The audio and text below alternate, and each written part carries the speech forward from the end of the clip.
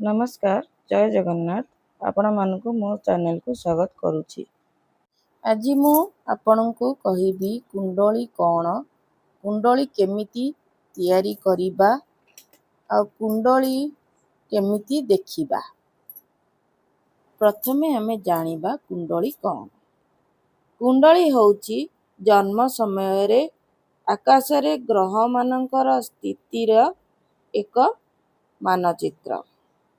ଏହା ଆମର ପୂର୍ବ ଜନ୍ମର କର୍ମ ଓ ଏହି ଜନ୍ମର ଭାଗ୍ୟର ଦର୍ପଣ।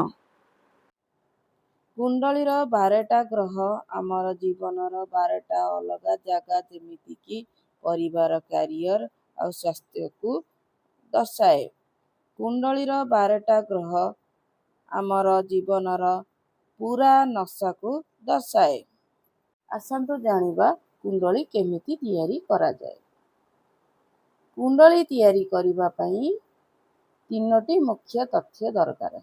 ଜନ୍ମ ତାରିଖ, ଜନ୍ମ ସମୟ ଆଉ ଜନ୍ମ ସ୍ଥାନ।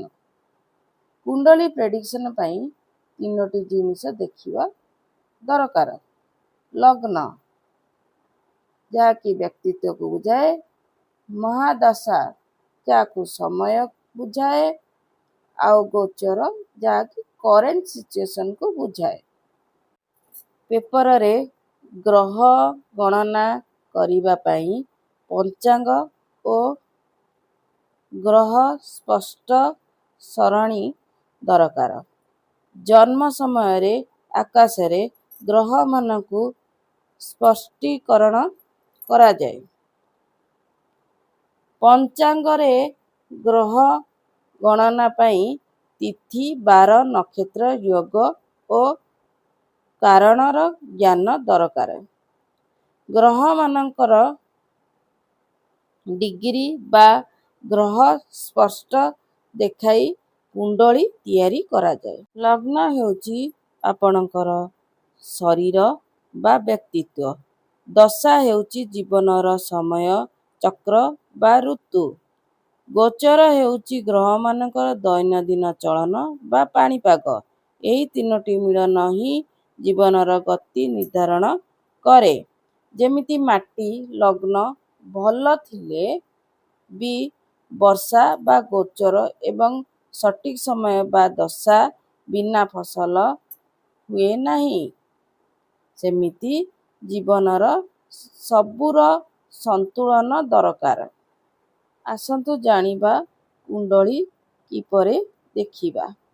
ସର୍ବପ୍ରଥମେ ଲଗ୍ନକୁ ଦେଖନ୍ତୁ, ଯାହା ବ୍ୟକ୍ତିର ସ୍ୱଭାବ ଏବଂ ଶରୀରକୁ ଦର୍ଶାଏ।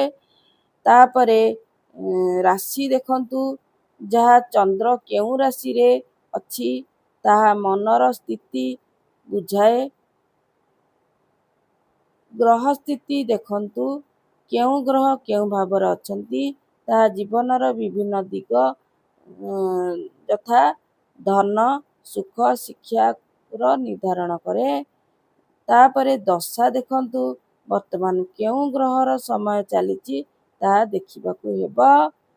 ତାପରେ ଗୋଚର ଦେଖିବା, ଆକାଶରେ ବର୍ତ୍ତମାନ ଗ୍ରହମାନଙ୍କର ଚଳନ କିପରି ଅଛି ତାହା ହିଁ ତତ୍କାଳୀନ ଫଳ ଦେଇଥାଏ। ଆପଣଙ୍କୁ ଯଦି ମୋ ଚ୍ୟାନେଲ ଭଲ ଲାଗୁଛି ଲାଇକ୍ କରନ୍ତୁ, ସେୟାର କରନ୍ତୁ ଆଉ ସବସ୍କ୍ରାଇବ୍ କରନ୍ତୁ।